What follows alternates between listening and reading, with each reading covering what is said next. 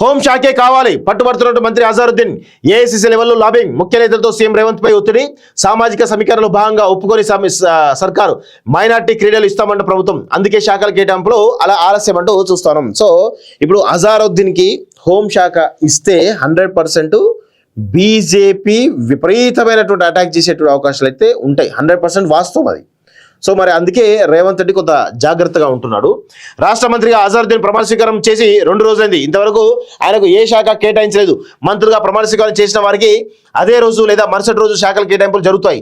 మంత్రివర్గంలోకి తీసుకునే ముందే ఏ శాఖలు కేటాయించాలనే ఒక అంచనాకు ముఖ్యమంత్రి వస్తారు. అది సహజంగానే ఏ పార్టీ అధికారులు ఉన్నా జరిగే విషయం. అజారుద్దీన్ విషయంలో మాత్రం అందుకు భిన్నంగా జరుగుతుంది. ఆయన మంత్రిగా ప్రమాణ స్వీకారం చేసిన 2 రోజులు గడిచినా ఏ శాఖ కేటాయించలేదు. తనకు హోంశాఖ కావాలని గతంలో బీఆర్ఎస్ ప్రభుత్వం ముస్లింకు హోంశాఖ ఇచ్చిందని, ఇప్పుడు తనకు కూడా హోంశాఖ ఇచ్చి ప్రాధాన్యత కల్పించాలని అజారుద్దీన్ పట్టుబడుతున్నట్టు పార్టీ వర్గాల ద్వారా తెలిసింది అంటూ చూస్తాం. ఆయన హోంశాఖ అంటే మాత్రం 100% ఆయనకు హోంశాఖ ఇవ్వరు. హోంశాఖ ఆయనకి ఇస్తే బీజేపీకి కంప్లీట్గా కుక్కకు బొక్క దొరికినట్టే. రాసి పెట్టుకోండి, వాస్తవం ఇది.